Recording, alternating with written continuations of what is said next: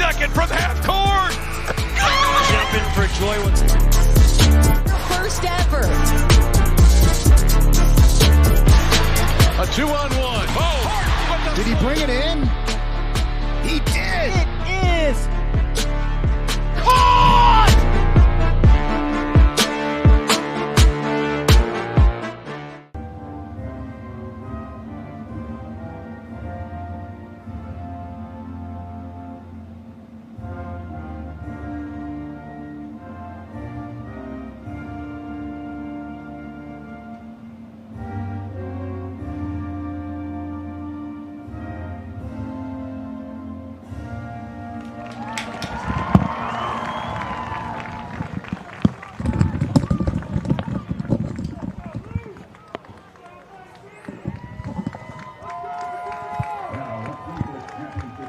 It's day 2 here in Irmo, and we are ready for a whole day's worth of lacrosse. We got things started last night, but it was just the appetizer. Today we bring you the main course, 4 games, 4 champions, 2 divisions of the same class for the first time in this sport, but we are looking forward to an excellent day on the field here at W.C. Hawkins Stadium. Welcome to the 2025 South Carolina High School League Lacrosse State Championships. We get you started today with Class 5A Division I girls, and in this game we will see a team wear the crown for the very first time. 2 newcomers to state. Always exciting when we get a matchup like that. It's the upper state champion Vikings of Spartanburg High School taking on the lower state champion Wildcats of Lexington High School. And alongside David Bates, I'm Brett Williams. Welcome to our broadcast today on the NFHS Network. We'll be with you all day long. 2 games at Class 5A Division I, 2 at 5A Division II. David, that's been part of the realignment the SCHSL has done this year. A lot of schools, a lot of classes trying to find ways to get some more teams to be champions, and one of those 2 teams today is going to be the beneficiary of that. Oh, yeah, and we talked about this a lot during breaks and off the air yesterday about this could be the best game of the weekend. A lot of emotions is going to be here in this game.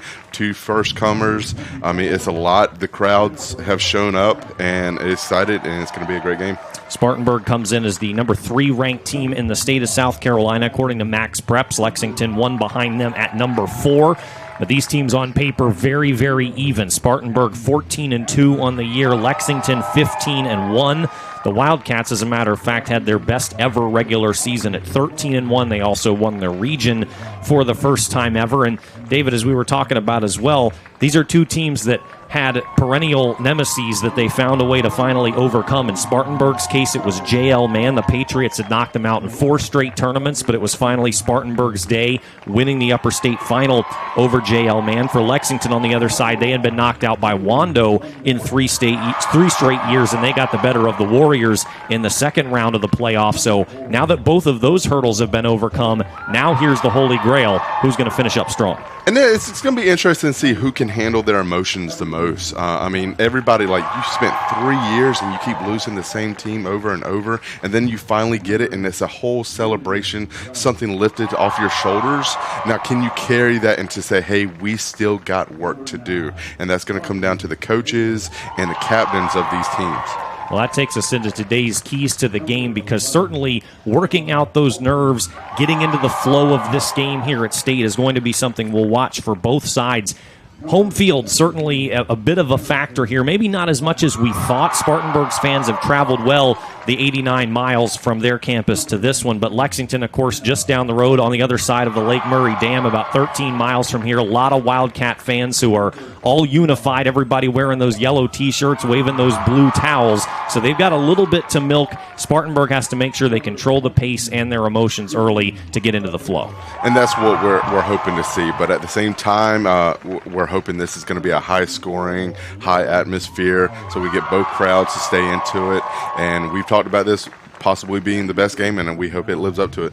Well, for Spartanburg, certainly to get the offense going, look for them to run through their star, Evers Morris. Morris is a Youngstown State commit. She's only a junior, but she'll be playing at the D1 level here in not that long a time. She was last year's Region Player of the Year as a sophomore, leads this team in both goals and assists, and is right up there in most of the other main categories as well.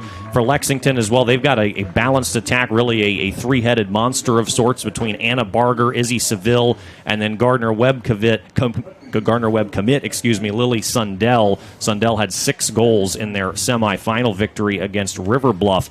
And for Lexington, too, what's on the back of those yellow shirts that the fans are wearing is Finish in all caps. That is their hashtag. That is their slogan throughout this season. And that's exactly what they have a chance to do today, is finish as the top team in girls Class 5A Division I. Well, you just talked about hurdles that they have to, Lexington in particular, they had to jump. It was Wando during the playoffs, but also they've been in the same region with Chapin.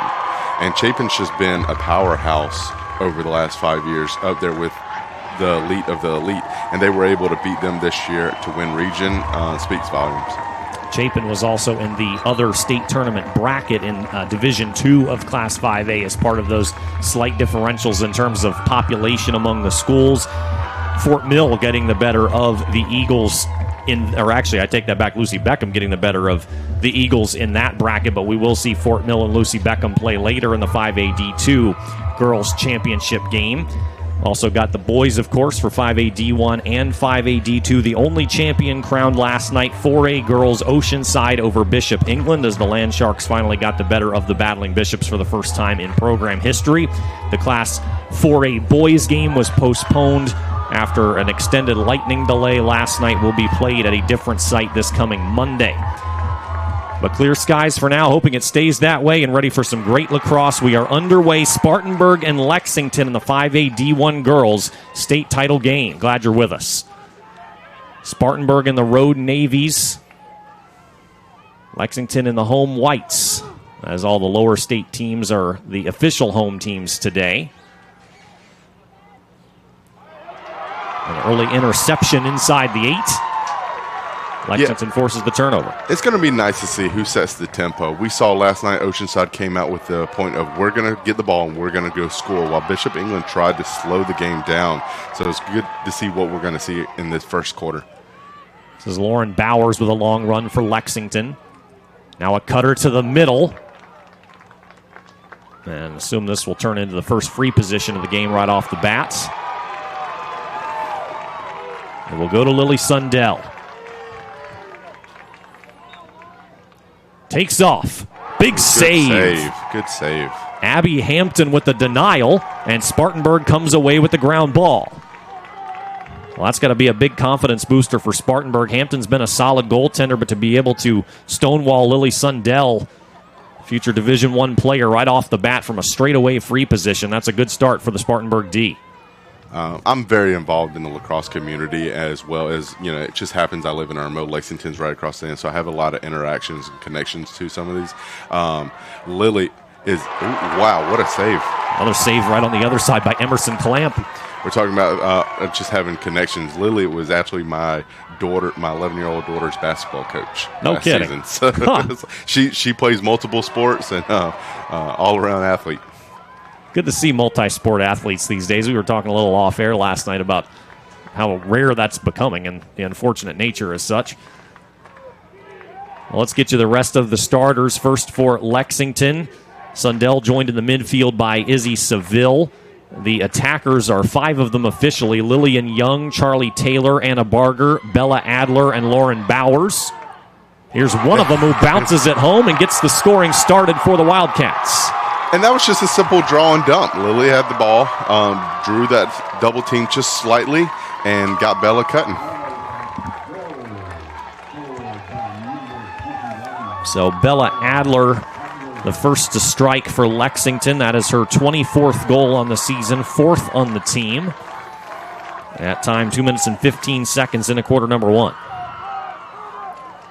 Great thing about lacrosse, everybody, is whoever scores, if you can win the draw or the face-off, it just gives you that big of an advantage that you can score and go down and score again without having to get, like basketball, giving the ball to the other team. And that's indeed what Spartanburg will do. Sundell did it all herself. Lexington. Thank you. Sometimes the mind works slower than the mouth. Anyway, the rest of those starters for Lexington: McKenna Bowen, Everly Clamp, Ella Copeland, and Haley Jasuda on defense. And as we mentioned before, very briefly, Emerson Clamp in goal. This should be a good battle here between Clamp and Hampton, between the pipes. Sundell once again. Bit of a risky pass. Goes all the way through. Spartanburg's playing somewhat of a zone. They got somebody mirroring the ball. You can see one of the girls in the middle. She's just always mirroring the ball. That means somebody's open. It's just Lexington's just going to have to capitalize on one of those cuts. It's a nice interception there by the Viking defense.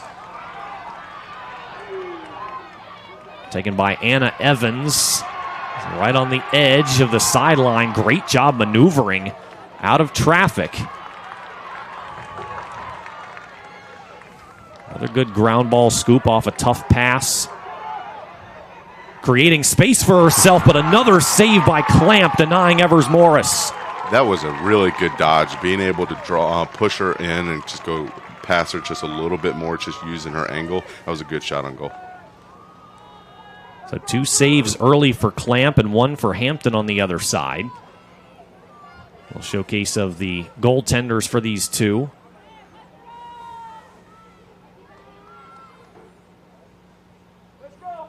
Morris once again working the perimeter.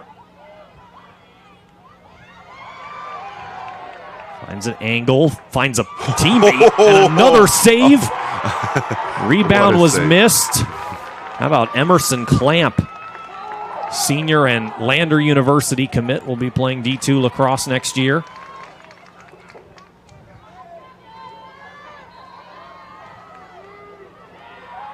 Out to Martha Barr. Here's Safi Evans. Spartanburg has had a few good looks. They've all been saved.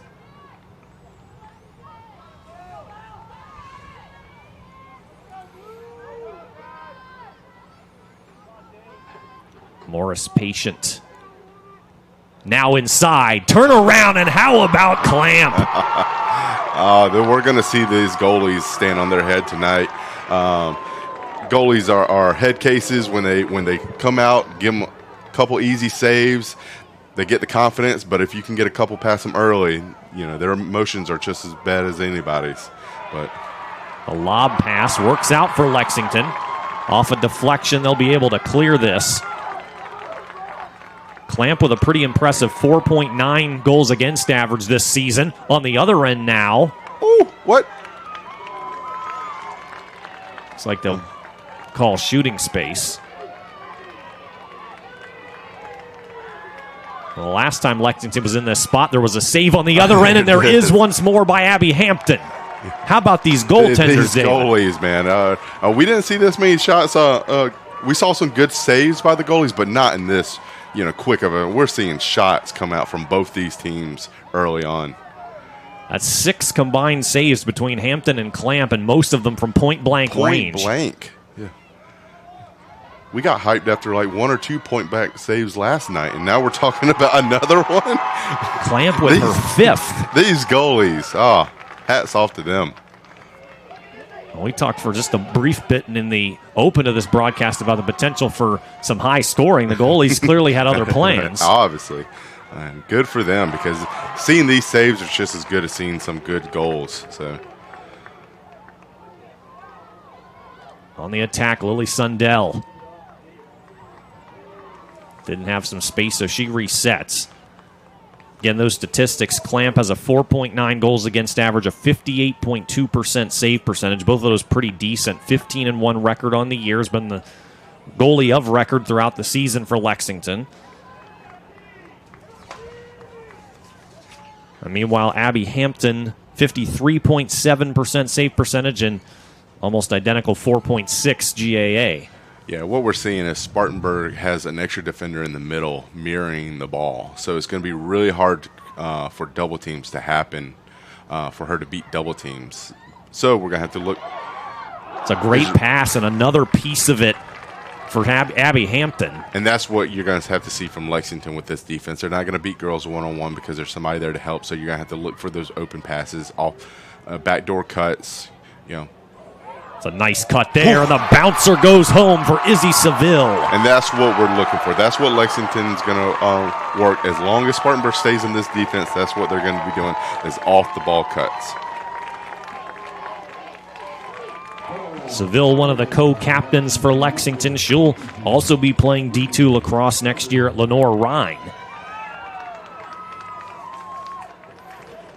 And that is her 64th goal, second best for the Wildcats.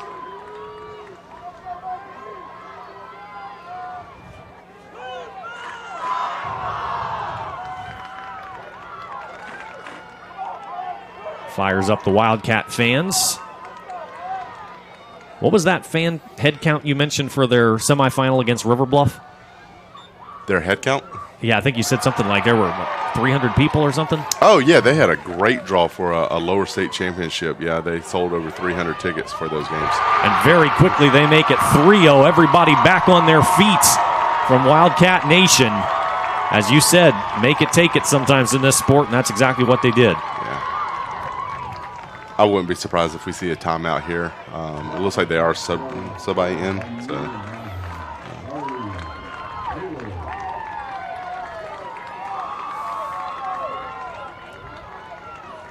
Charlie Taylor credited with that goal.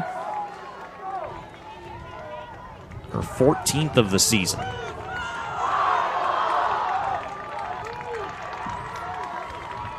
And it came just 10 seconds after Seville's strike. So now Spartanburg down 3-0 in this first quarter.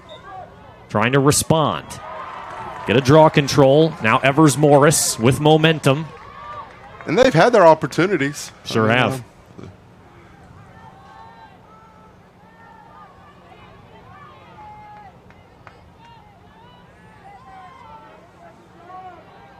There's Martha Barr.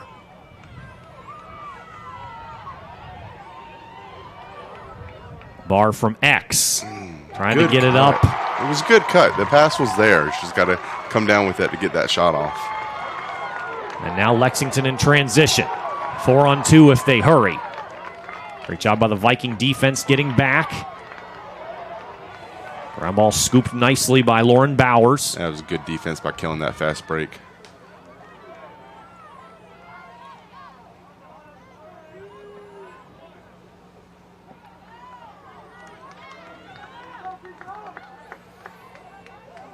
And we're serious. Spartanburg is sticking to that, having an extra person, mirror the ball.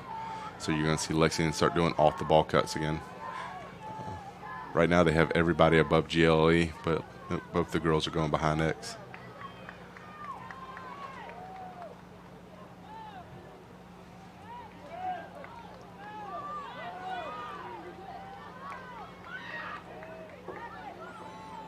Wildcats working it around. Now the cut, pass goes through, taken away by Spartanburg. It's just playing a chess match. It's just trying to figure out what everybody's doing. Spartanburg tightened up their defense to take away those passes on that one and forced a bad pad by Lexington. Ground ball scoop by Morris, hustling ahead. Wants to call her own number, and how about Emerson Clamp? 6 saves in this first quarter.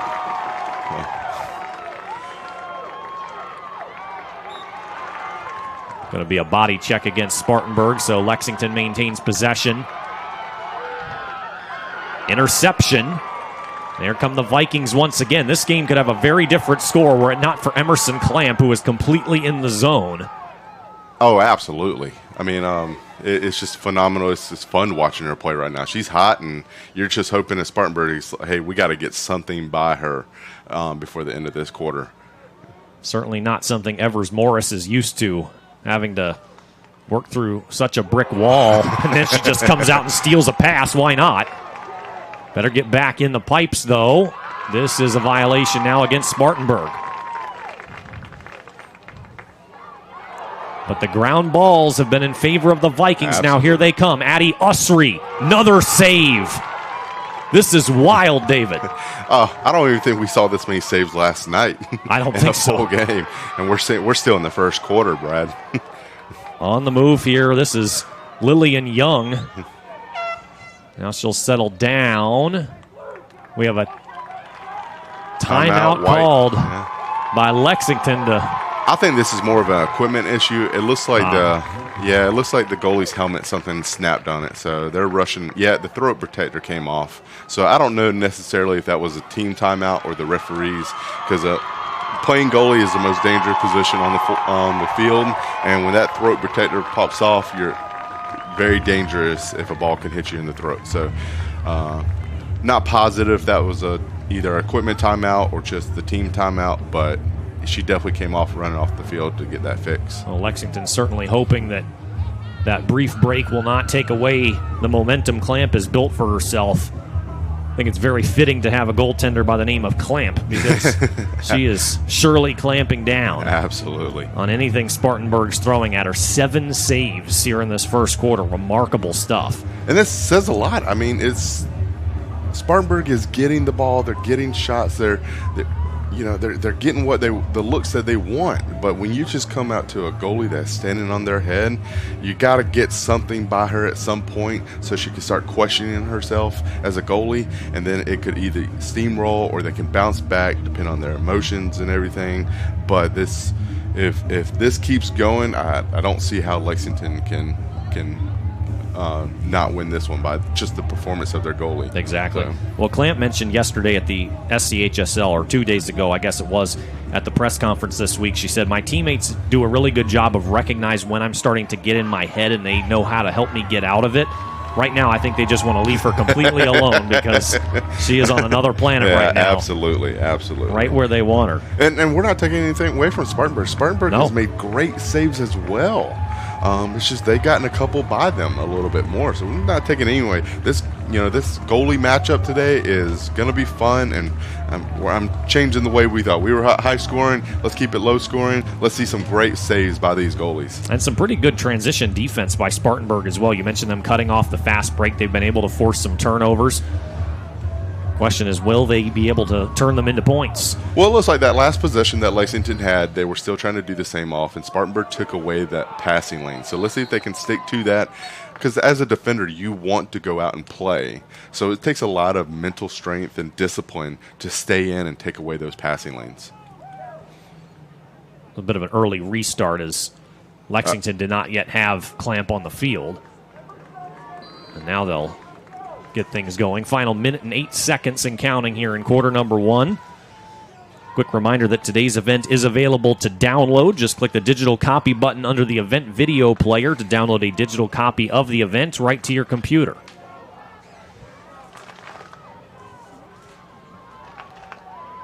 Yeah, Spartanburg is taken away. You're not going to beat them one on two, so you're going to have to do some backdoor cuts. And it looks like Lexington's setting up for something. They got 3 girls right beside each other. I expect them all to break off in a second.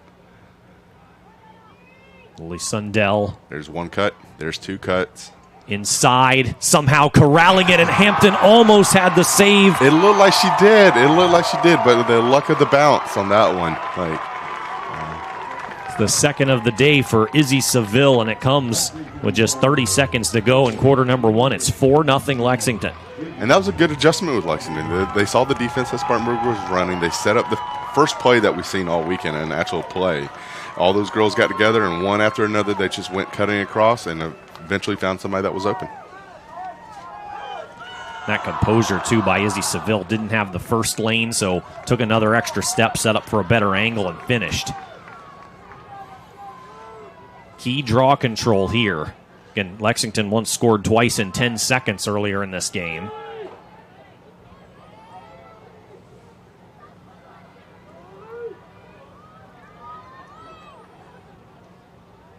Sundell for the Wildcats. Bryce Kredinsky for the Vikings. Still loose. Held on to by Jennifer Barnica of Spartanburg. Can the Vikings strike before the end of the quarter? Here's Morris. 15 seconds. Top of the key, Safi Evans. They work it around. 9 seconds. Gotta go. Looking for the cut. They get it, they get the goal.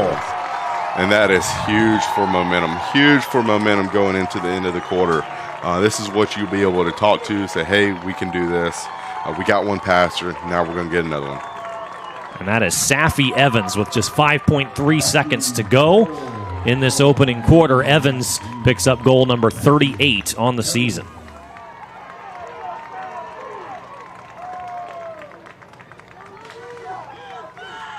Well executed by Spartanburg.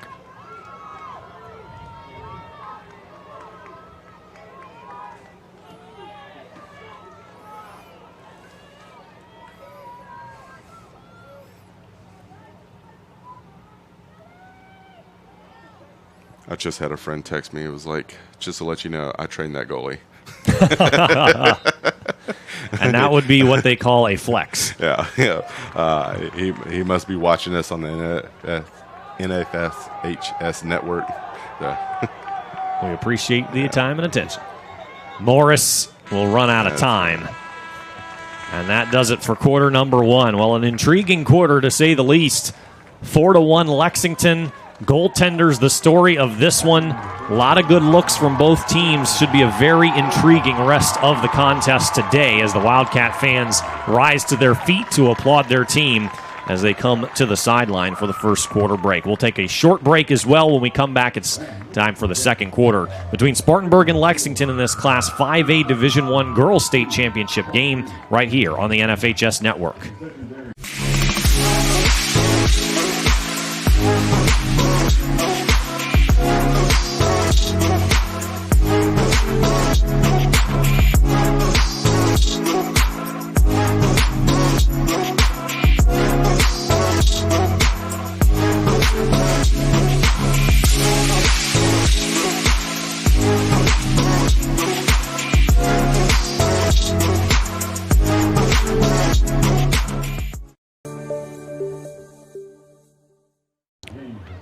You are watching live coverage of the South Carolina High School League Lacrosse Championships on the NFHS Network. NFHSnetwork.com/SCHSL is your destination for the most comprehensive coverage of South Carolina high school playoff action. Alongside David Bates, I'm Brett Williams. We appreciate your being with us. Morgan Atwood's our producer today. Throughout these four games, we'll be with you for Wando against Dorman, 25 minutes after the conclusion of this one in the 5A D1 boys state title game. Then at 3:30, it will be 5A D2 girls, Fort Mill and Lucy Beckham. And finally, the nightcap at roughly 5:30, Lucy Beckham boys against Nation Ford in Class 5A D2. 4-1 Lexington over Spartanburg as we get going with the second quarter of the 5A D1 girls. And again, it's really just been a goaltender story to this point. We were just talking during our short commercial break about how quickly the score could be different. As David, as you mentioned, if Emerson Clamp in goal for Lexington only makes half of those 7 saves that she made in the first quarter, we're tied at 4. And conversely, on the other side, Abby Hampton had a couple big saves that this game could feel, even though it's not, it could feel a lot more lopsided than it actually is if she doesn't make those 2 point-blank free position denials on that end. Oh, absolutely. It goes either way. I mean, if these girls are just having bad games, we're looking at, a 7-6 game in the first quarter and getting that fireworks that a lot of people like him. But we're getting a different show, and we're here for it. No question about it. Players showing out on the biggest stage. Spartanburg wears navy blue. Vegas gold numbers, they're moving right to left here in the second quarter. Lexington in the home whites blue trim, moving left to right.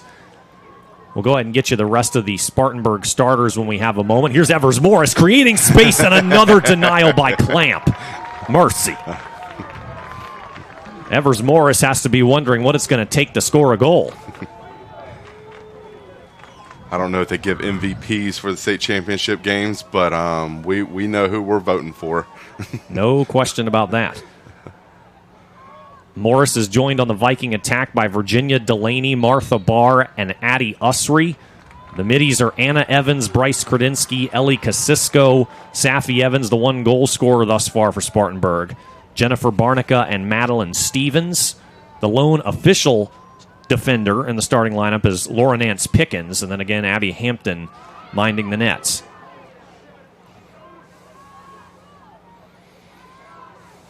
Here is Morris. We're seeing a little more movement from Spartanburg. Man. Make it 9. Unbelievable.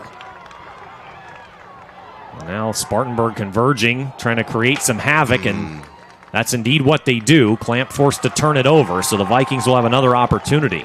Just the way that Spartanburg's been playing, we're not counting them out. Because they're getting the shots. They're winning the time of possession. They're stopping Lexington from clearing the ball. They're doing everything that they need to do to win, except for putting that ball in the back of the net. Spartanburg was looking for a foul. It wasn't called. There's Jennifer Barnica. Dispossessed. Ground ball still loose. And Spartanburg committed a foul, so Lexington takes over. Wildcats looking to stretch the field. Here they go in space. Lauren Bowers doesn't have anyone as Spartanburg clogs the arc.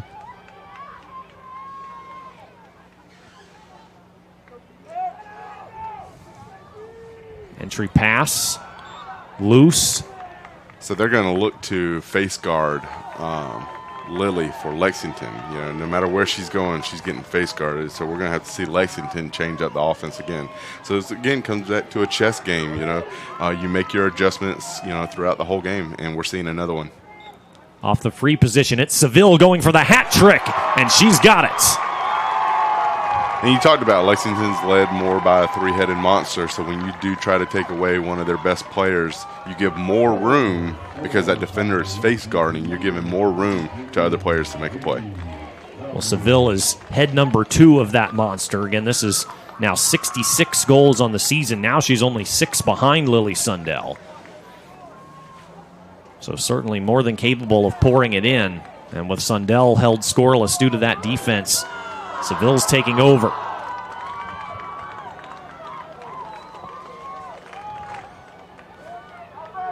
Another battle at the draw here between Sundell and Kredinsky.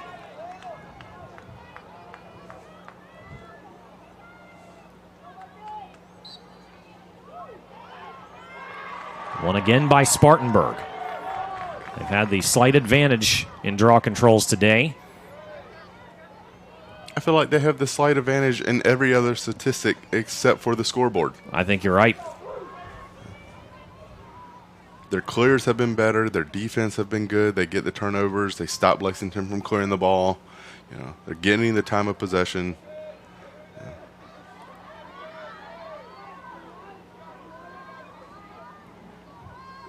Osrita Morris.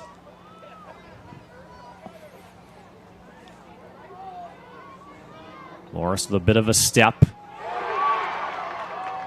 Got the pass deflected right back to her. Deeks a few times, and now she finds pay dirt. Yeah. That was just, I'm going to beat you one-on-one. Got a little space, you know, not a true ISO, but you created enough distance from other defenders and was able to beat somebody one-on-one. So Evers Morris picks up goal number 74 on the season, far and away the leading scorer for the Vikings. Safi Evans is the next best at 38. And again, Morris could have 4 goals by now, or not for Emerson Clamp.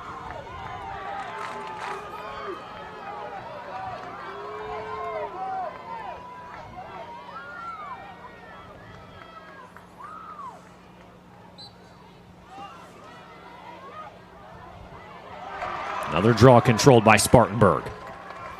Barnica's gotten quite a few of them. She's 3rd on the team in that category this season. And when you can win these draws, you're always going to be in the game.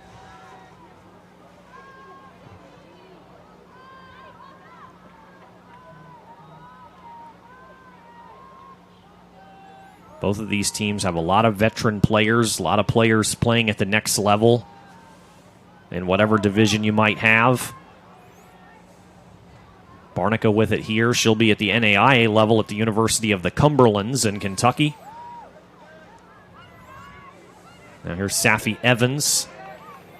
See, that was an ISO play where everybody just cleared out, everybody swept through, gave her that whole right side to herself. She just couldn't beat her on defender one-on-one.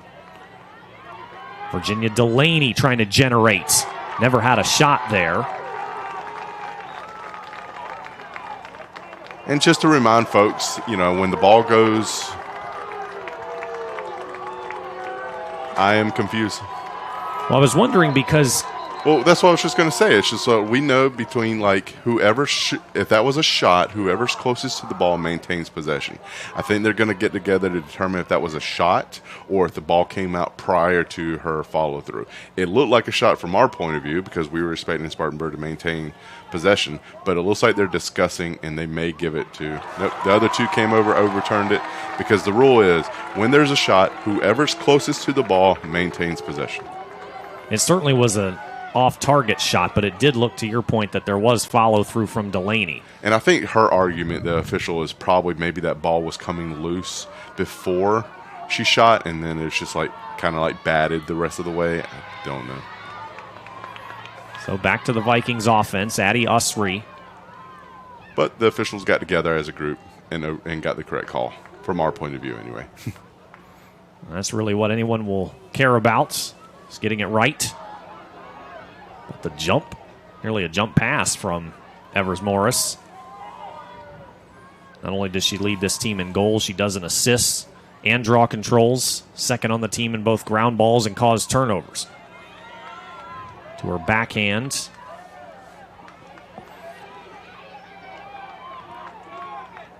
Spartanburg has been patient offensively, and they've been rewarded for that, at least in terms of getting a good look.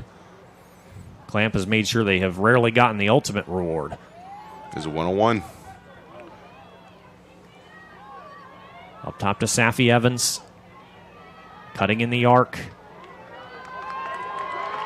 Lexington defense up to the task. There's a 1-on-1 again. Everybody's clearing out to the side. Well, the Wildcat fans getting behind their team. Here comes Evans. Shot is wide. Spartanburg has it. Players back there.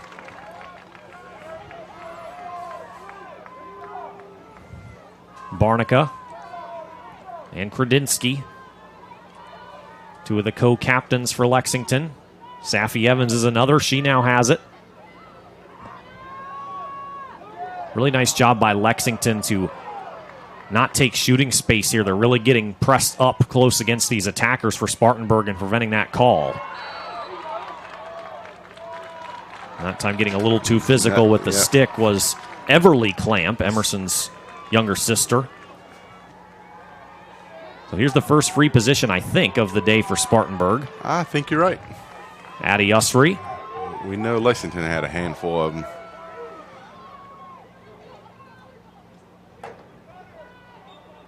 Usry. Straight on save by Clamp. She's got 10. It is interesting to see which players like to come out there and just rip it from 7, 8 yards compared to the ones that I'm going to run right up to the goalie and just throw it right by your neck.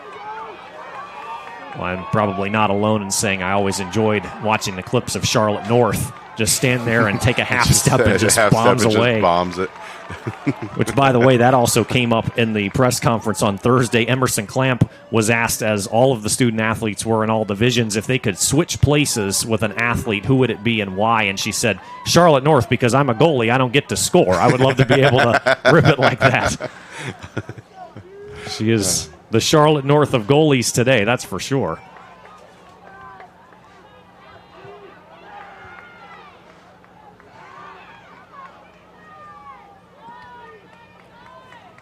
You would like to see Lexington, possess the ball right here, give their defense a little bit of a break. They've been on that side of the field a lot, but at the same time, if your offense is this high power, you're going to take advantage of it. Another steal by Spartanburg. They've also won that caused turnover battle. A little bit of a fast break. Juggling it and eventually losing it. But they call a trip here, and I think the Lexington fans have a legitimate gripe. I think she just lost her footing there, but they tagged the Wildcats for a foul. Yeah, you can tell some of the officials, these crews are usually first time working with each other. The one that was closest to them was not the one that called it. It was the one that was what we call the lead official, because they're the ones farthest down what direction of the ball going.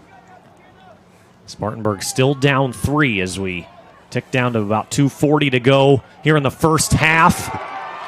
Did that bounce off Clamp again? I don't know. I couldn't tell. I didn't know if the defender or the goalie made that save, but it was a good team effort. Yeah. Lily Sundell on the hop into the fan. Sundell has been held scoreless today. Again, she put up a half dozen against River Bluff, and now Abby Hampton with her third big save of the afternoon. Yeah, these goalies are kind of fun to watch. That was a great save. Backdoor cut, or found the open person on the backside, being able to step around and stuff it right on the crease. Another transition look here for the Vikings, eventually slowed down. Martha Barr, entry pass, picked up by Evers Morris. Now on the move, Delaney. No defense. The defender got lost in there, and the goalie is standing on her head. Wow. This is remarkable. And the two MVPs are the two co-captains for Lexington. Emerson Clamp on defense and Izzy Seville on offense. She's got a hat trick. And together the two of them have lifted the Wildcats to this early advantage, which now they'll look to extend before the break. But again, Spartanburg is making it difficult for them to clear the ball and everything else. The difference of an elite goalie makes is pretty remarkable. Hampton again, right on cue. Oh, my goodness. Good for these girls. Hampton's got one more year. She's a junior as Lexington does not cleanly force the turnover, further vexing these Wildcat fans. This is something else. Yeah, the score, you're going to have to earn it, and it's fun. This is playing more like a hockey game than a lacrosse game. This time Lexington causes the turnover. Charlie Taylor has it. She also has a goal in this one. Lexington with two players deep. Can they get them there? Yes. Good pass. I think I caught it. We got a player briefly down behind the play. Sundell shaken up. Back on her feet, but in a bit of pain, it seems.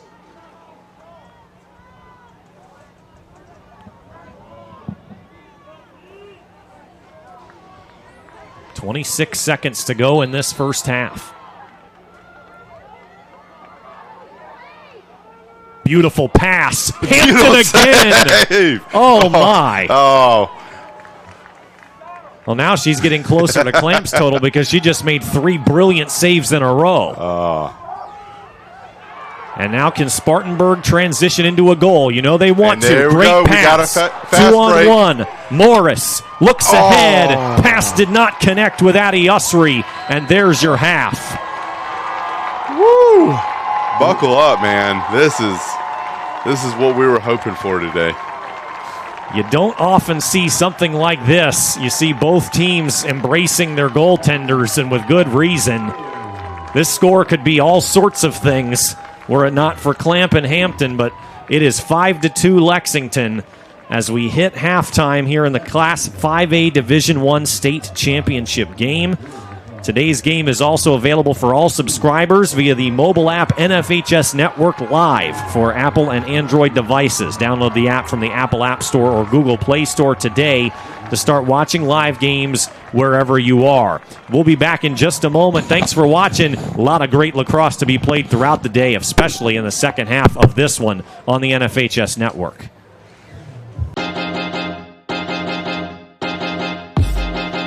High school sports fans, relive your favorite moments. Just click the shopping cart below the video player to get your digital copy today.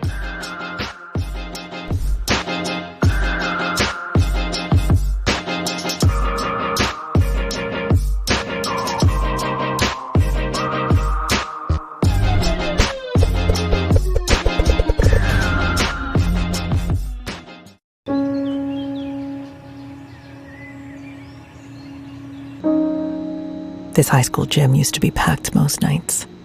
Not anymore. Do you know why? Because bad behavior by fans, especially adults, has caused a shortage of game officials across the country. You see, without officials, we can't have sports. Don't let this become reality. It's time for a change. Let's bench bad behavior for good.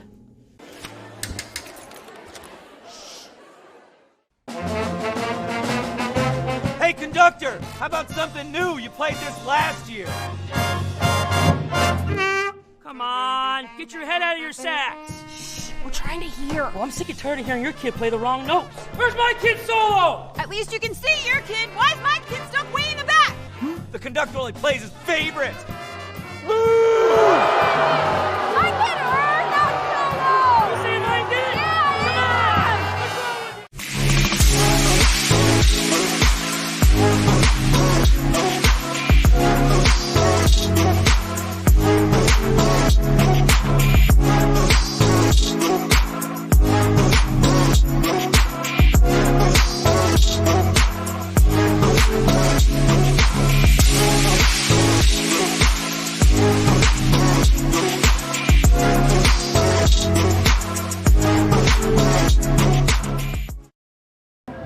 Halftime here in Irmo in the Class 5A Division I Girls Lacrosse State Championship game. Lexington leads Spartanburg 5-2.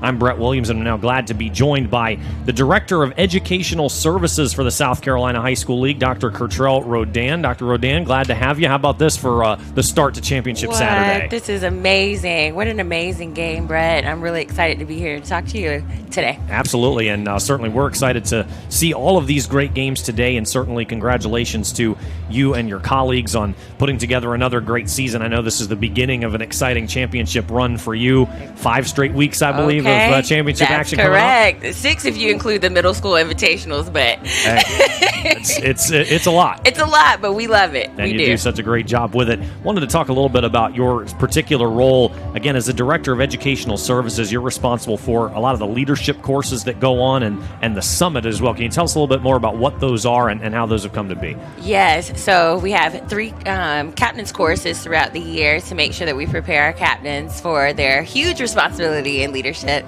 And then we have 4 summits that are virtual. This year, we actually had a middle school summit that was in person, that was organized by our Student Athlete Advisory Council. How about that? Yeah, it was pretty amazing. I was pretty pleased with them. Yeah, absolutely. And I think those have really gotten a larger portion of attention, I think, in recent years with all the changes. You know, we see it a lot at the college level, but at the high school level as well. To see the student athletes advocate for themselves and develop that leadership at that age is really important for what they're going to do down the road. Oh, absolutely. And as we target our middle schools, you can already see how they're starting to take on that leadership. And it was really good to see how they understand the importance of that education-based athletics. So I was really happy to see our high schoolers reach to the middle schoolers and give them that leg up to be great leaders. Absolutely. And I mean, at the end of the day, this is what this is about, right? Education first, and sports are just a part of that growth. And it's wonderful to see those two worlds come together. Yes, Brett, exactly. That's exactly what it's about. Education first and athletics immediately after. Yes. Well, I got to just say, we heard earlier in that first half that David Bates had a friend of his who was flexing a little bit that he trained the Lexington goalie, Emerson Clamp. Well, she's also a captain, which means you've helped train her as well. Okay. In some of what she has done. So you can take some credit for that as well. What a game we have. Spartanburg and Lexington. One of these teams will be a first-time champion. And again, many thanks to you and the rest of the league for everything you do to put on these great championships and memorable moments for these student athletes and our fans. Oh, thank you so much. I appreciate you. Absolutely. That's Dr. Kertrell Rodan, the Director of Educational Services for the SCHSL. David Bates will rejoin me in just a moment as we get you ready for the third quarter between the Vikings and the Wildcats right here on the NFHS Network.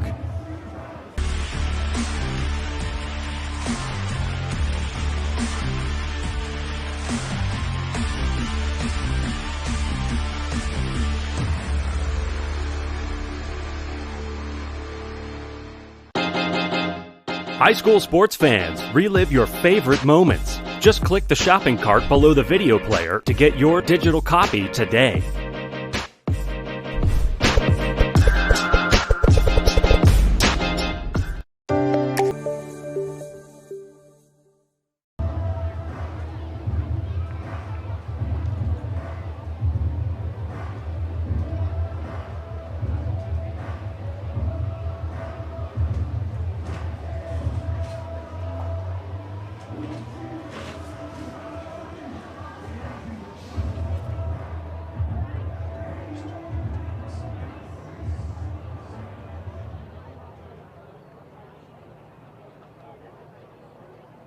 We would once again like to recognize and thank our valuable partners that helped make these state championships a success.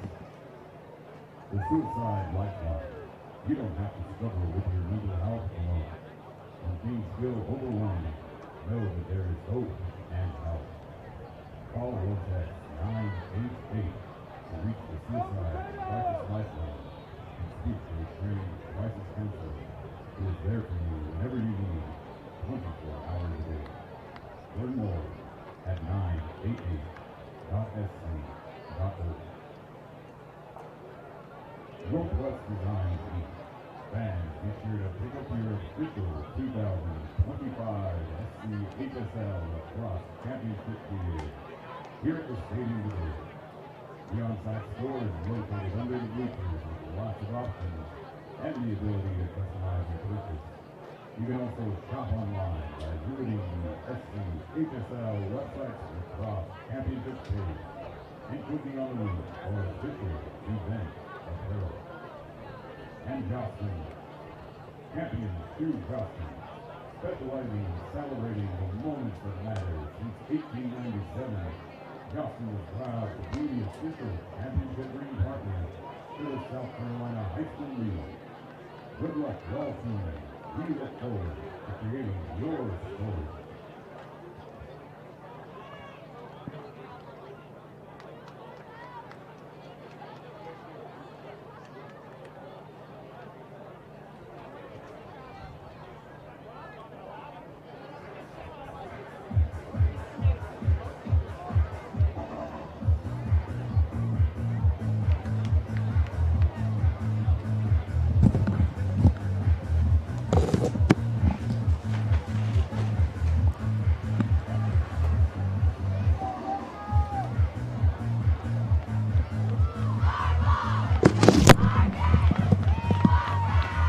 Third quarter coming at you from W.C. Hawkins Stadium at Irmo High School in this SCHSL Girls Lacrosse 5A Division I state championship game. It's the Lexington Wildcats 5 and the Spartanburg Vikings 2. Brett Williams and David Bates here with you. We appreciate your coming along with us. David, we talked a lot last night. We mentioned it in the open. This figured to be one of the best games of the weekend, and it has lived up to the billing, maybe in a way we didn't expect. Oh, absolutely. These goalies have been standing on their head. They're making point-blank saves, one-on-ones. They're crushing it, both of them. And it's setting up for a great second half, and it's going to be who can make the adjustments from the coach's standpoint to get by these goalies. 10 saves so far in this game for Lexington netminder Emerson Clamp and 6 from Spartanburg's goalie Abby Hampton, 3 of them coming very late in that half as Spartanburg carries a little bit of momentum going into the second. What do you think were the messages from these two coaching staffs of how to try to solve this blockade between the pipes? I think with Spartanburg, you preach that, hey, we do belong here. When we play our game, we can score. We're getting the looks that we want. They just haven't lugged out and gotten in the back of the net. And with Lexington, I think you should go into the approach was like, hey, keep doing what we've been doing and step on the gas. Lexington's in white. They move right to left here in this third quarter. Spartanburg in the navy blues moving left to right. Toasty Saturday here, first Saturday in May on the turf in Irmo. First Saturday in May, of course, also means it's Derby Day for the Kentuckians out there.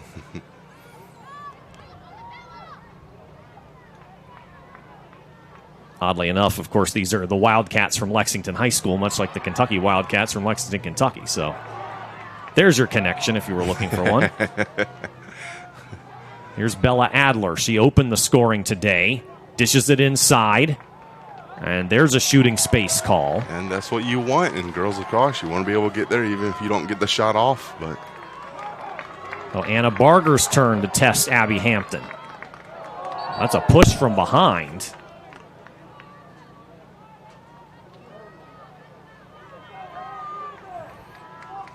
Here goes Barger. Scores! There it is. Yep. And that seems to be the most effective shot against Hampton today has been the bouncer.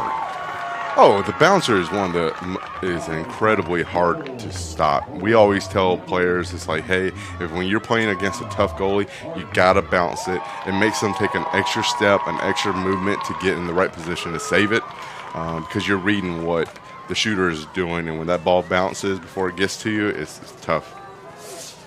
Barger picks up goal number 38 on the season. She is third on the team behind Izzy Seville, who has a hat trick today, and Lily Sundell, who has been the focus of the Spartanburg defense and has not scored. But it has not mattered.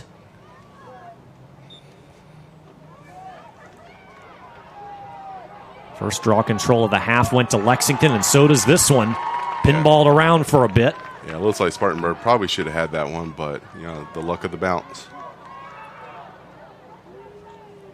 You know, the confidence of the Wildcats will only grow with who they have between the pipes if they can extend this lead even further.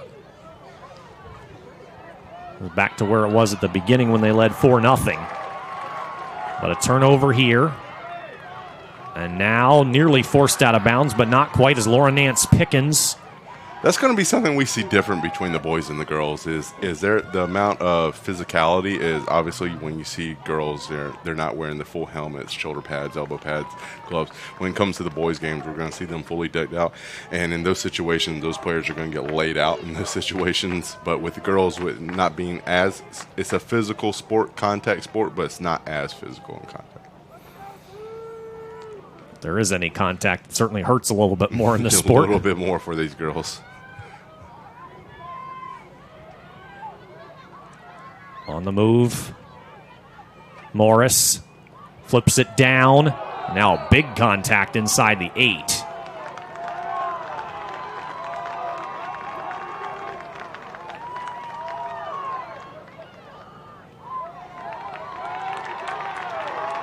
Oh, wow. They're giving that to Lexington. I think they think, Spartanburg initiated that. Can't say I saw that. But that's two officials came together to rule on that. So Lexington trying to take advantage. Able to clear with space. Here's Ella Copeland. Copeland harassed by Pickens. And that's the thing, is if these refs are going to let them play in this physical, then you're going to see the game get more physical. These players are only going to play as physical as these officials will allow. And especially the intensity of the second half of a state championship game, naturally there will be likely some more physicality. And so then you add that to the official calibration, and we'll see how this goes. Again, both of these teams trying to win the state title for the first time.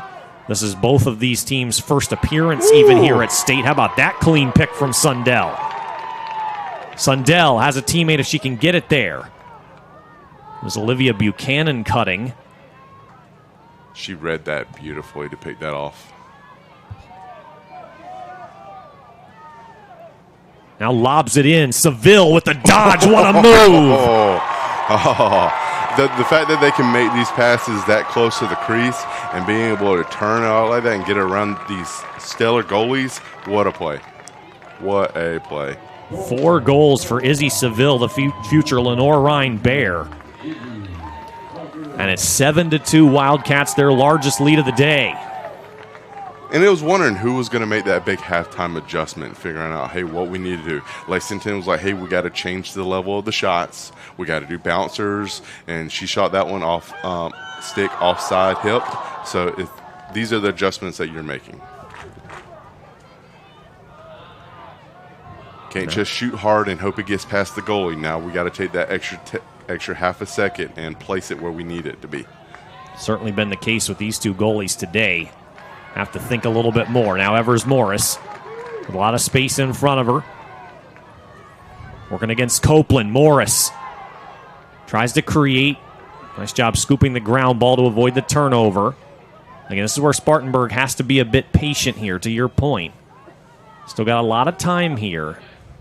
They can't panic even though they've run into such a tough goalie in Emerson Clamp. Morris. This will be another foul against Spartanburg. Yeah, she saw the pick. There was a pick coming, and she initiated that contact trying to run through the pick. So this one, in my eyes, is a little more obvious than that, the one that we had previous. And if you're Spartanburg head coach Aubrey Lauderdale, are you considering a timeout here soon? I don't think so. Again, the girls have been playing well, especially right here. They've been riding during this whole game and making it extremely difficult. But I think Spartanburg is winning in every category there is, other than the scoreboard, which is frustrating as a coach. Evers Morris, excellent pass. Clamp again.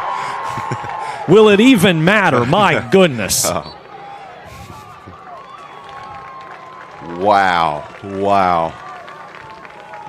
This has to be the best performance I've ever seen from a high school goalie. Yeah, this is our 4th year doing it together. I don't think we've ever talked about a goalie like this before. I don't think we've ever seen a performance like this. It's usually heavily offensive-led in games, and this is phenomenal. Once again, Spartanburg's defense trying to come up with the interception. They're able to get it. It's Ellie Kasisko with the denial. Halfway home in the 3rd quarter. Ooh, just dropped that one.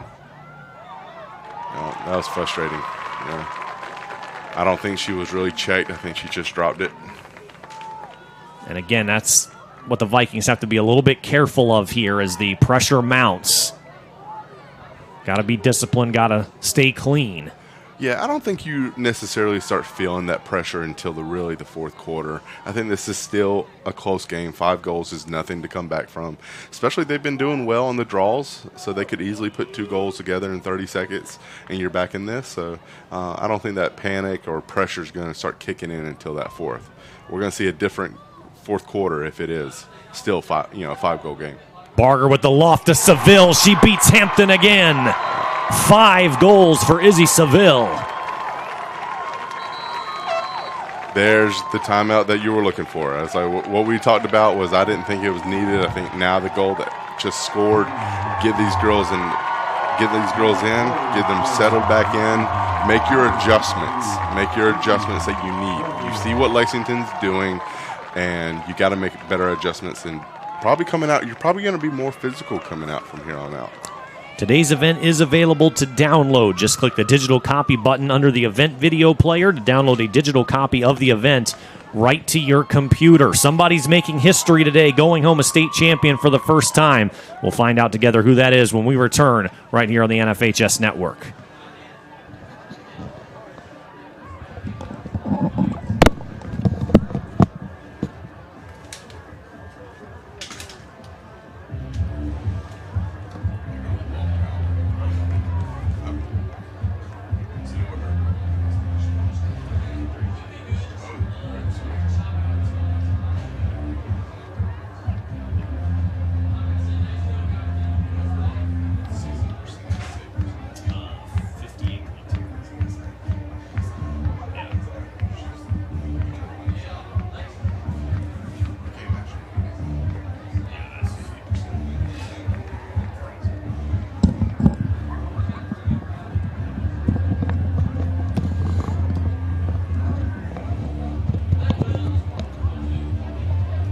Lexington Wildcat fans grooving to the beat and loving what they're seeing from their team as the Wildcats lead Spartanburg 8-2 with 5 minutes and 12 seconds to go in quarter number 3 of this state title game. Something to note as well is that both of these teams have not played in a lot of close games throughout this season.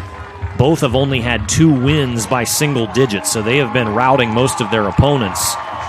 Most recently, Spartanburg had one of those single-digit victories, beating JL Man 8-2 by the same score, actually, in the Upper State Final. Again, this is after JL Man had eliminated the Vikings in 4 straight state tournaments, so they got past them. Similarly, Lexington's 2 wins by single digits came against Wando, who they hadn't beaten in the tournament or beaten any time ever in their history. They beat them by 3 in the second round. And the other one earlier this season, I think this is when certainly a lot of Lexington fans really knew what their team was capable of when they went to Charleston and beat Bishop England, who had only lost 1 game the week prior, admittedly, in the last 8 years. A little bit of a different season for the Battling Bishops this year, but anytime you go down there and beat them on their turf, I mean, no one has been able to do that in about 10 years. I don't even think on their own turf. It's just beating them. Period. Beating them. Yeah, I mean, Lexington had a lot of firsts this year. They beat Chapin, which is, a first, and you talk about Wando in the playoffs, Bishop England. But look at this crowd. I mean, this is a great crowd for both teams.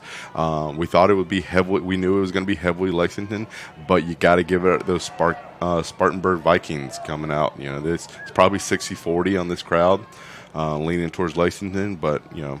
Good for them. That's what we need more first. This is why you expand the playoffs in these state championship games, so you can get opportunity for more people to be here instead of not same old story, but instead of the same story every year. And Lexington was able to prevent, in some ways, the same old story. We've seen the Wando girls here many times, and Lexington got the better of them. J.L. Mann's been an interesting one. They had their day. We've only seen them here once in the last couple years. That class has been up and down, different groups. That one, I believe, gets through. It does. It was a nice bouncer. Same thing that Lexington probably told their coach, Spartanburg's telling their players, is you got to change it up. You can't just shoot. You can't just expect your hard shots to get by. You need to do bouncers. You need to do off-stick hip. You need to change up where those shots are going to go. That is Virginia Delaney with the goal for Spartanburg. It's her 18th of the season. 4:07 to go here in the third. So far in scores by quarter, Lexington got the first 4 goals of the first quarter. Spartanburg had the last. Second quarter only saw 1 goal aside. Once again, Lexington starting. And so far in this third quarter, 3 from Lexington, 1 from Spartanburg. So we've seen a pattern there. Obviously, the numbers will need to start getting crooked if Spartanburg is to come back into this. And they very easily could, but we will find out. And it's, you know, if we're watching the game, you would think that Spartanburg's probably winning by just if you're just watching it casually. You're seeing the shots. I bet if you look at shots, I bet Spartanburg has more shots on goal than Lexington. It's just, you know, and that's not taking anything away from the Spartanburg goalie. The goalies are playing phenomenal. It's just head above the other. Combined 17 saves by our count between those two today. And most of them when the odds of making a save are probably about 20%. Yeah. Lofting inside. Lexington has to be careful. Spartanburg has a lot of really good sticks there inside the fan. Here's Izzy Seville. 5 goals today of her team's 8. Creating the dish. How about it? Just being able to make that short of a pass. That was a quick pass. That wasn't just, hey, I'm going to lob it over the defender. That's a 5-yard pass, a bullet of a pass that just goalie didn't have enough time to react. So if you're going to change up the speed of your shots, get in close and shoot it hard. That shot went right over the left shoulder of that goalie. There was no chance that the goalie had saved that. Second of the day for Anna Barger, 39 on the season. Back to a 6-goal game. And Lexington strikes in just 50 seconds following the Spartanburg tally. That's something the Wildcats have done better than the Vikings today, is scoring quickly off of a draw control. Spartanburg admittedly has had a few opportunities to do so, and Emerson Clamp has had other plans. Don't mean to sound like a broken record. It's just reality. Yeah. Well, it's hard. We're used to seeing offensive players take over. That's what we had. We had last night, you know, one of the best players in South Carolina history, and those are what the defense is keen on. And you could tell Spartanburg is planning for that. But Lexington has a 3-headed monster. They have multiple people that score, while there is one that is probably a little bit better than the other, but not big enough that you need to change up your defense. It's easy to take one person out. It's hard to take 3. To carve out some space is Safi Evans. Now this is Martha Barr, second on the team in assists.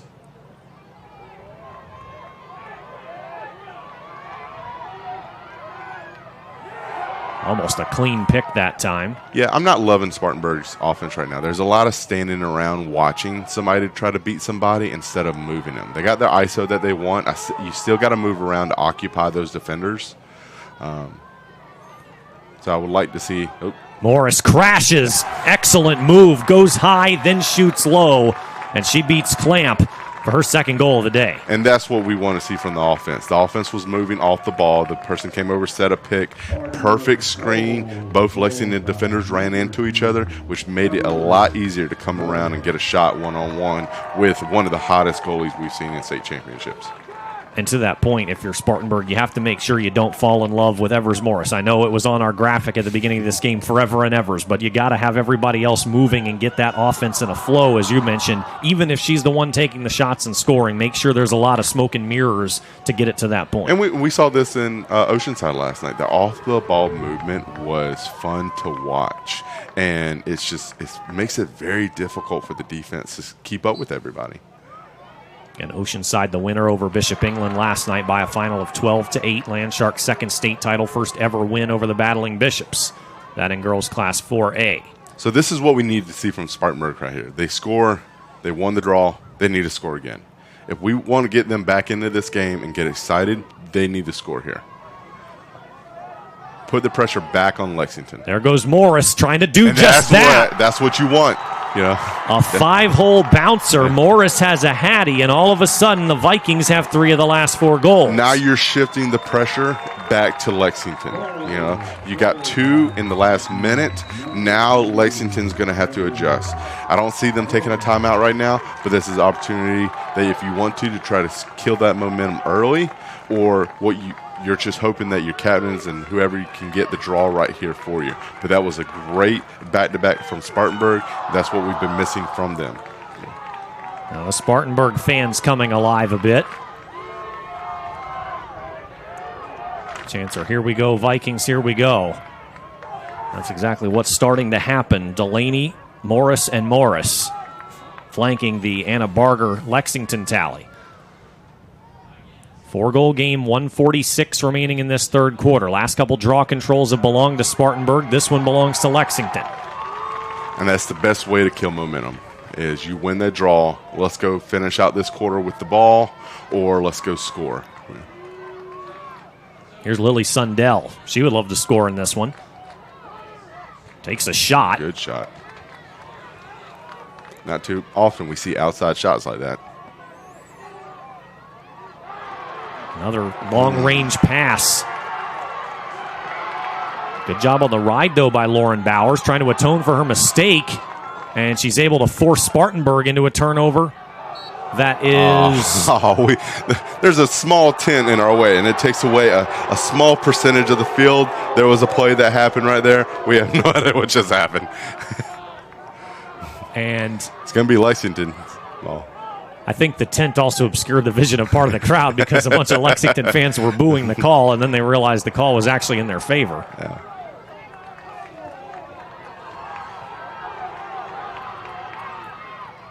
On the move, Ella Copeland. Taken away. Yeah, if I was Lexington, I would have liked to save for the last shot in this quarter. Spartanburg just had 2 back-to-back goals. You can kill the momentum by just holding on to the ball and ending the quarter. But you're going to give Spartanburg one more shot before the end of the quarter. Scary. Here comes Barr, 15 seconds, on to Morris. Looking for goal number 4. Morris forced out, finds a teammate, and the one-timer goes through for Safi Evans. Oh, that was good. That's what you want from Spartanburg. This is what you want. This is what we just talked about. If I was Lexington, I would have saved for the last shot. Now you're giving all the momentum going into this quarter. There's 7 seconds left. You're about to hear this Spartanburg fan base erupt going into making sure this is a 3-goal game going into the 4th. 3 straight from Spartanburg, 4 of the last 5 after Lexington built it out to an 8-2 advantage.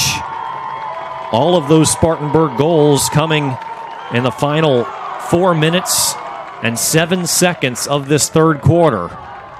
And it's a brand new ball game here in Irmo. When you're dealing with goalies, it just takes one, and they can snowball. No matter how well they play, it just takes one. Here's then one more chance perhaps for Spartanburg. 4 seconds, and they would have had a shot away. That would have been a shot. She would have gotten a shot off. I think Usry took her eyes off the ball for a second, was already sizing up Clamp, but she couldn't corral. Spartanburg fans to their feet, saluting the Vikings as they come off the field. Wildcat fans trying to inspire their team to do what their t-shirts say and finish. This is going to be fun. 12 minutes to decide a new state champion. It's Lexington 9, Spartanburg 6. Stay with us here on the NFHS Network.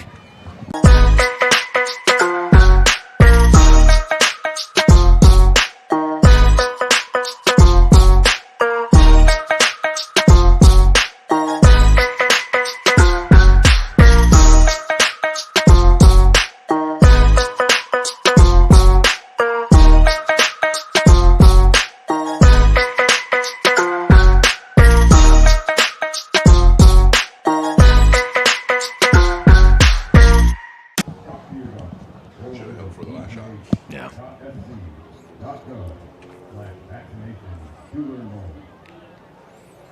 And SCHSL officials recruiting. Did you know that there's a shortage of officials in South Carolina? High school sports fans, never miss another game. Become a subscriber to the NFHS Network to watch live event coverage, game replays, and highlights from high school sporting events from across the country. Millions of athletes, thousands of games, one destination, NFHSnetwork.com. We are high school. This is the state championship game for girls Class 5A Division I here in the South Carolina High School League. I'm Brett Williams alongside David Bates. We appreciate your being with us, and we are in store for a fun final 12 minutes between the Lexington Wildcats and the Spartanburg Vikings. It's 9-6 Lexington. Momentum, however, firmly with Spartanburg as their offense has started to open up, and it's a very intriguing final 12 minutes on deck. Tell me a little bit about what you think is the message, particularly from the Lexington side. Tiffany Tortorello's squad really running into a little bit of adversity for the first time today. How do they respond? I think you get the girls not settled because we're going into the fourth quarter, but you remind them of what got us here, what got us this league. We've been the better team is what you're telling them. We've been the better team for the last 3 quarters. They had a nice 4-minute run, but we're the better team for the whole game. We're going to finish now. And again, their motto is finish. So you're just repeating that, something these girls have heard a million times, to finish. That was Bella Adler firing up the crowd, urging them to get on their feet. They responded in kind. Wildcats wear white. They'll be moving left to right here in this final quarter. Spartanburg in the navy blue moving from right to left. Clock is set, and the sounds of Fat Boy Slim saying right here, right now, pumping through Irmo. Couldn't find a more fitting soundtrack to this one.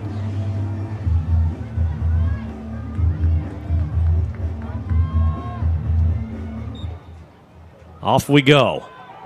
Draw is controlled by Lexington very cleanly. And onward they go. Izzy Seville has 5 goals today. And you want to crush that momentum? Score right here. No kidding. It'll be interesting to see the strategy Lexington takes here. Do they work patiently, try to get in the flow, or do they strike quick? It might just be a matter of what the defense gives them. Yeah, absolutely. They haven't been a team that's really possessed the ball very long. You know, we talked about the difference in matchups last night between BE and Oceanside. Oceanside was very fast-paced, but when BE turned it on, they started making it a push. But you're also you're Lexington. You got the lead. Maybe you want to pull off the gas pedal and possess the ball and put more pressure on Spartanburg's offense to make a mistake. Bella Adler, 1 goal today.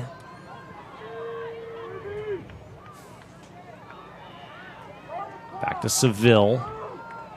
And Adler once more. Adler runs into traffic. And still down here.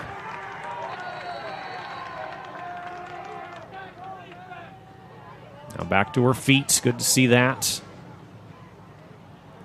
And as we talked about earlier, no padding in girls lacrosse. So yeah, looks like they're going to make her come off. Usually, sometimes just because the player goes down, if you have to stop the play, you have to bring them off. But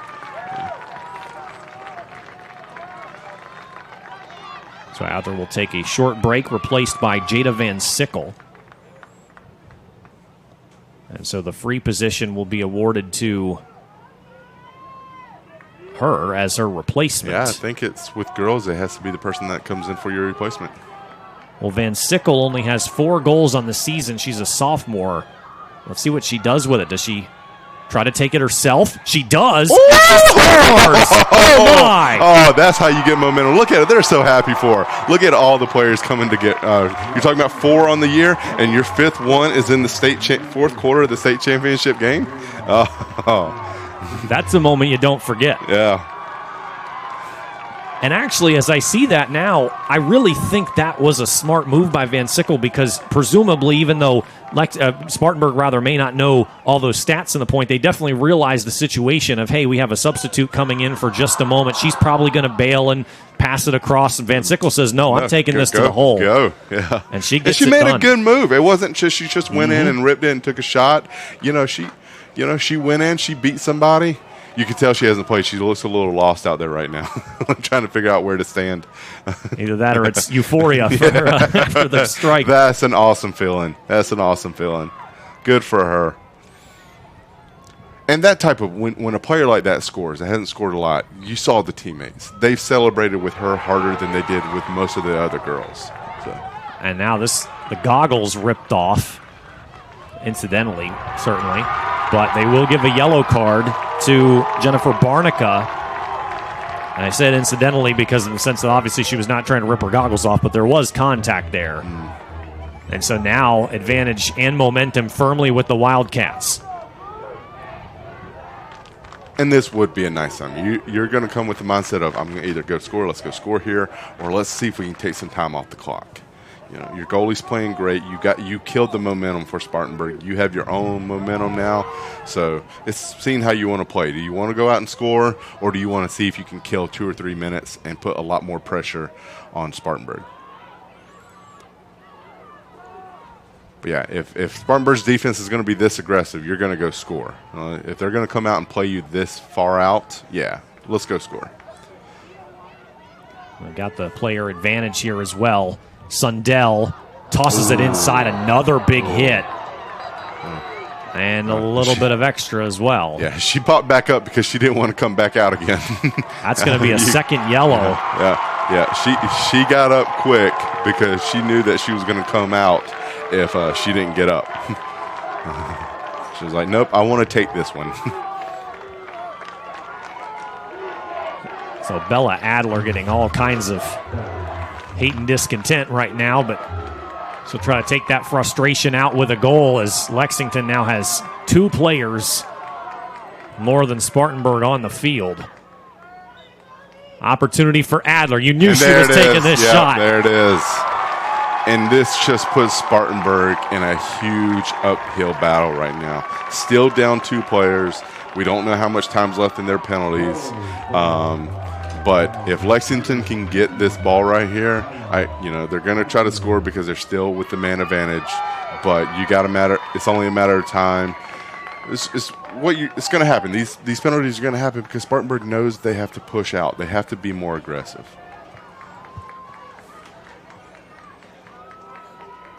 And the question here, too, for Spartanburg is how do you balance the need to be a little bit aggressive while also avoiding what just happened, back-to-back yellow cards? Yeah, back-to-back. It's tough. It's tough because you want to be aggressive. You have to be aggressive.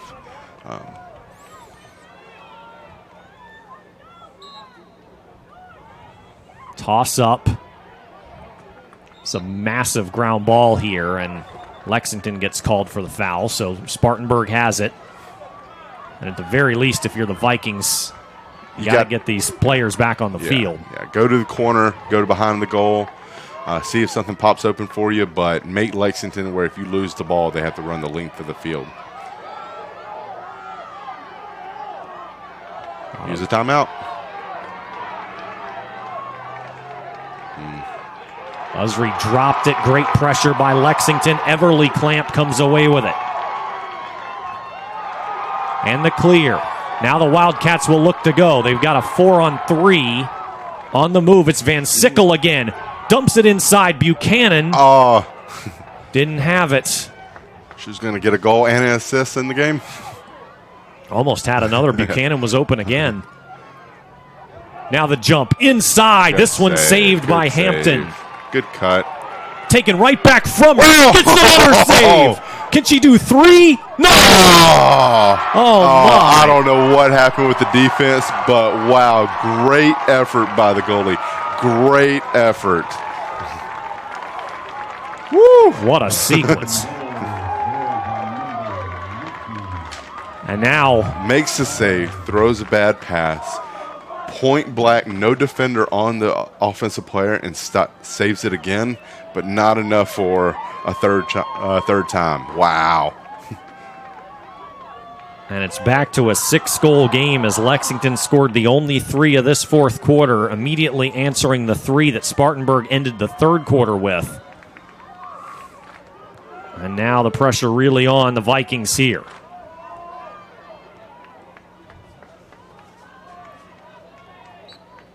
One of these teams will win the state title for the first time. Spartanburg gets a critical draw control. And now a hack. Virginia Delaney loses it, but it is a foul called on Sundell. Nice cut from Delaney here. Stick check from behind by Sundell. Comes away with it. Superstars making superstar plays. Known most for her goal scoring, but she does it all.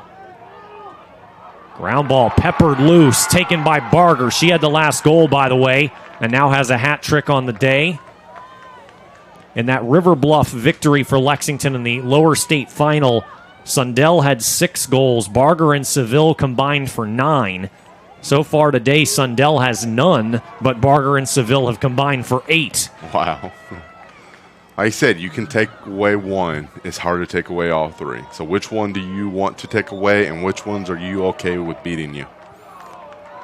Barnica once again got a little physical, and I think the card's coming right back out. Yeah. That's back-to-back yellows for Barnica as she made contact with the head. And then it gets walked up the ladder. So she's not, if that was her first offense, it might not get a yellow card. But you're a repeat offender. You're not getting that benefit of the doubt anymore. If I'm not mistaken, the next one she's out, right? I believe so, yes. Normally in soccer, you'd see a red card right now, but not quite in lacrosse. Officials making sure everyone is aware. 24 in blue has 2.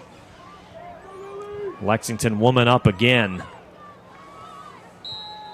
And to your point, David, you called it a few moments ago when Jada Van Sickle had that goal. You said that's how you take momentum back for Lexington. They have not let up ever since. No, it wasn't just the goal. It was who scored. I mean, you want the young guys and girls to score. You celebrate them more than you celebrate with somebody.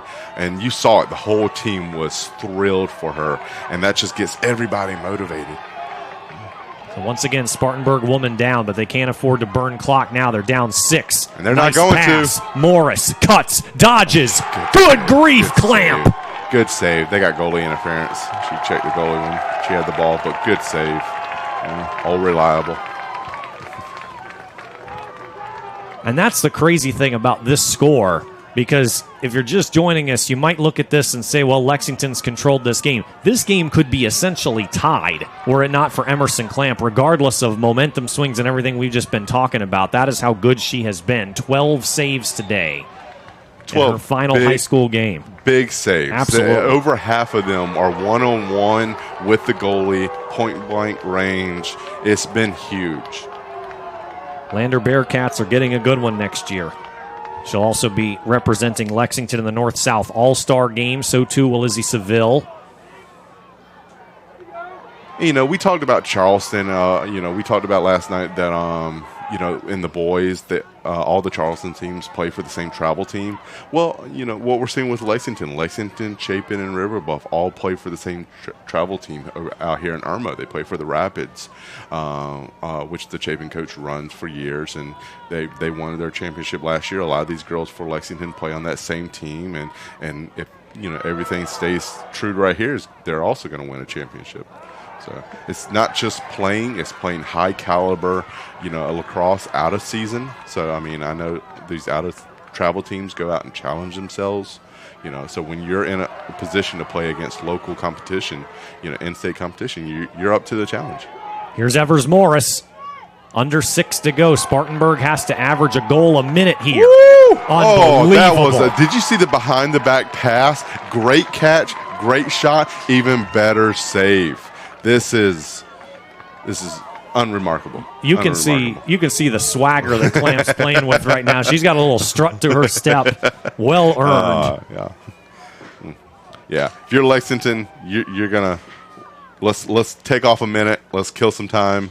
The way our goalie's playing, we got this wrapped up. Is if I'm the coach, it's like make Spartanburg come out, make them come play you, make them be overly aggressive. Like she's got Velcro to her, just everything hitting her and sticking. That was such a good offensive play, too. That was a great behind-the-back pass, great catch on 2 yards from the crease. Good shot. Now Lily Sundell, will she get hers? Nope. 2 players down. Shaken up, Sundell and Lauren Nance Pickens.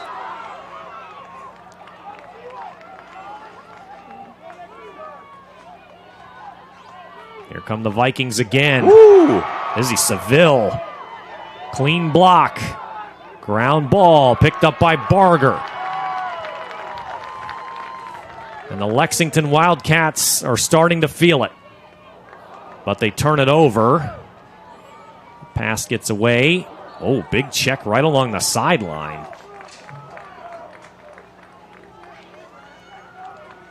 Physicality is picked up as we expected. Like they say, the ball was out of bounds before the check happened, so Spartanburg has it. Very short on time.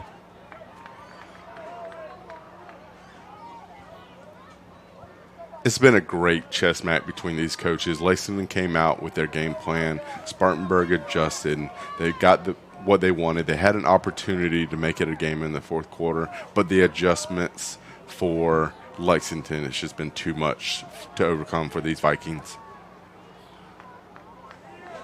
So now Safi Evans. What can Spartanburg do? Look at how far out Clamp's playing, too. Just commanding the entire crease. Yeah, she's trying to pick off the ball, those passes. That's what she wants to do. Yeah. Evers Morris. Yeah, she sees it. She sees the field. Yeah. Martha Barr stopping and starting. Spartanburg, you got to go. If you believe you're going to come back in this, you got to go. Yeah. Morris.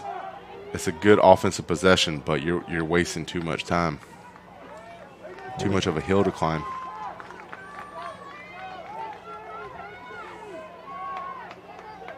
That defense has just been great.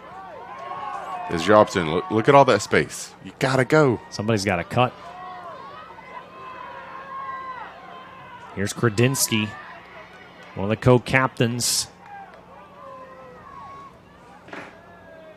Spartanburg really running out of time now. Into Morris. Morris just ran into Clamp. And once again interfered with her.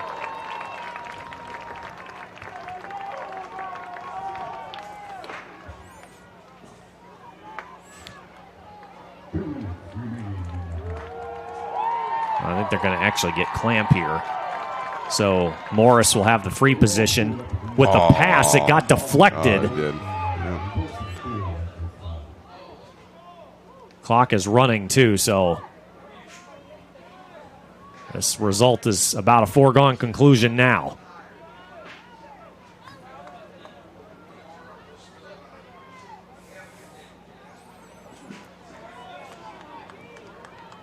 Inside. There you go. And it's a goal. Yeah. Safi Evans now has a hat trick. A little too late. A little too late. But again, you turn that scoreboard off. I couldn't tell you who was winning. Just by the way the goalies have been playing, the way the teams have been playing. It's just been a great, 3.5 quarters. This is truly a high-level game between two teams that have earned their right to be here and have proven that today. And to that point, Lexington head coach Tiffany Tortorello talked about earlier this week when her team beat River Bluff in the lower state final. She told Chris Deering of the State that we plan on showing the rest of the state what Lexington lacrosse is meant to be. That team in the first half only led the Gators 6-4, and she told them at halftime that they didn't play Lexington lacrosse in that half, and they needed to start showing that because they hadn't to this point. That's going to be a head check. Well, and that's also a rivalry game. It is a rivalry game. It's a big rivalry game. So, I mean, when rivals are in place, you throw a lot of things out the window. I know Lexington has dominated River Bluff in the regular season, and they went on to dominate them in the lower state. But rivalry games, the underdogs usually come out and punch the favorites in the face pretty hard and make it a close game. I think they certainly have shown that today, and they've shown it all season. They're going to end 16-1, best season ever, first-time state champions, first-time region champions. Only loss to the 4A state champions Oceanside, and one more turnover forced here. Wildcat Nation to its feet. 1 minute away from history.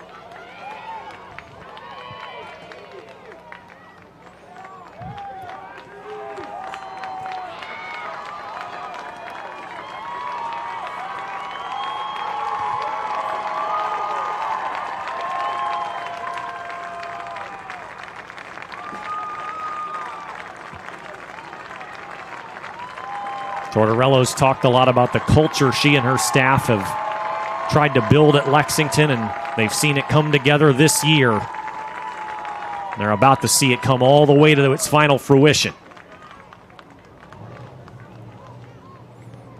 Final 20 seconds. Spartanburg won't win this game. They may have one more opportunity to score. Evers Morris. And here it is. 10 seconds. There we go. Pass. Oh, she's coming out for it. Yep. And it's fitting that Emerson Clamp should have the ball in her stick. Oh, no. Passes it. Doesn't matter. Lexington celebrates the Wildcats for the first time ever are the champions of South Carolina's Class 5A girls lacrosse. What a game. What a game. Goalies, man, we were expecting a high-scoring affair on this one, and the goalies were like, not today. We're going to show up, and man, did they put on a show. Both of them put on a show. By our count, 13 saves for Emerson Clamp and 9 for Abby Hampton. They were both outstanding. They could have turned this game a lot of different ways were it not for their respective performances. But ultimately, Clamp just too good on this day, and Lexington making adjustments throughout the day. Got better and better as it went along, and they find a way to do exactly what the T-shirts say, and the team is counted on all year, and that's finish. Yeah, and they sure did.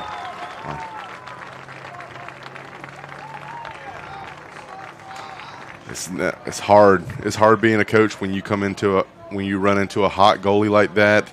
They made their adjustments. They did what they needed to, but the goalie was just too good today.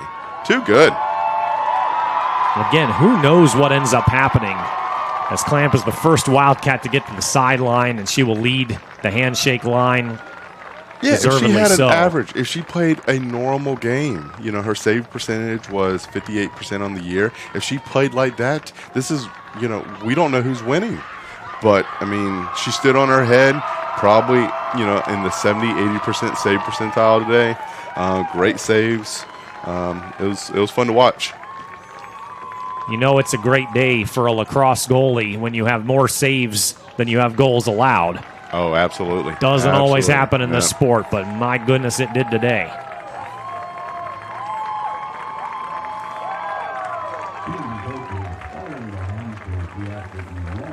A lot of hugs coming for Coach Tortorello. Former Columbia College Koala, 3-time first-team All-Conference, 1-time honorable mention NAIA All-American. Been a big part of both the club and high school scene ever since coming down from her native New York. And she has now taken the Lexington Wildcats to the promised land.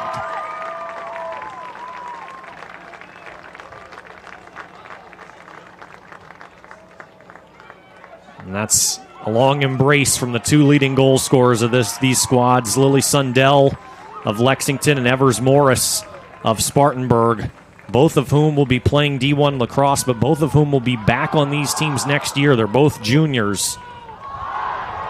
And sky's the limit for both of them, both at this level and the next.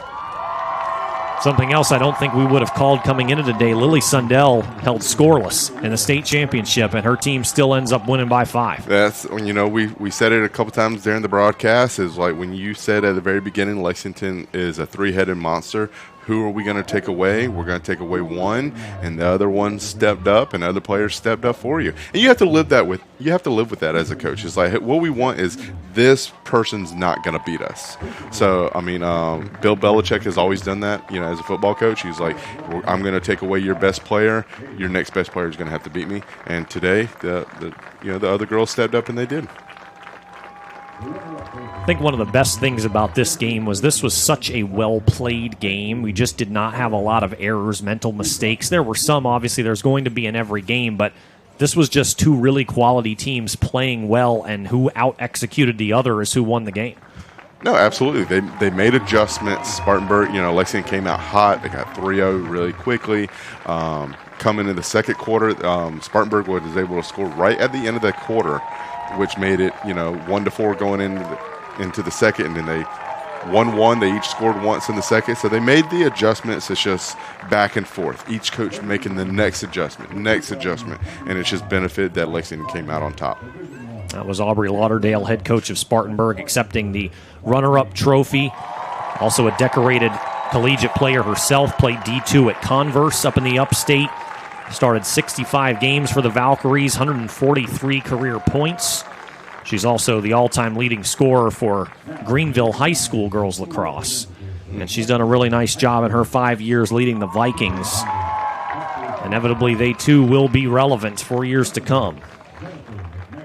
They still don't lose many people. They returned 19 players from last year, and they're going to return the vast majority of this squad again. They lose Laura Nance Pickens from their defense. She's going to be playing D2 at Tusculum. And they lose Jennifer Barnica, who, as we mentioned, is going to Cumberland's, as well as a few other defenders. But that's really it. I mean, virtually all of the key offensive cogs for the Vikings will be back. We mentioned their goaltender, Abby Hampton, will be back. Don't be surprised to see Spartanburg back here in Irmo next year. We talk about, with a lot of the girls, we believe Oceanside and Bishop England are probably the two best programs in the state. But this classification for girls is much deeper and much tougher to come through in the playoffs. So, I mean, like, when you're talking about you have to challenge yourselves, because these going through jail, man, going through Wando, going through Chapin, going through these teams is extremely tough. And Lexington has done it in this Class 5A Division I, taking that trophy back across the dam and partying on west of Columbia. This game has also been available for all subscribers via the mobile app NFHS Network Live for Apple and Android devices. Download the app from the Apple App Store or Google Play Store today to start watching live games wherever you are. And don't forget to stay tuned throughout this day right here at NFHSnetwork.com/SCHSL. Not only today for lacrosse, but the next 5 weeks, tons of spring championships for the South Carolina High School League, and various of our colleagues will be around the state bringing you coverage of that as May progresses. But today, it's about lacrosse, and this moment right here is about the Lexington Wildcats celebrating the state title for the very first time as they knock off Spartanburg 12-7. What a way to start today, David. We got 3 more coming. I hope there's something like this. Oh, me too, man. Me too. That'll do it for our coverage of game number 1. For our producer, Morgan Atwood, and for my broadcast partner, David Bates, I'm Brett Williams saying thanks for being with us. We'll see you in about 25 minutes' time, so about 10 after 1 for the Class 5A Division I Boys State Championship game between Wando and Dorman. So stick around. This has been the SCHSL State Lacrosse Championships on the NFHS Network.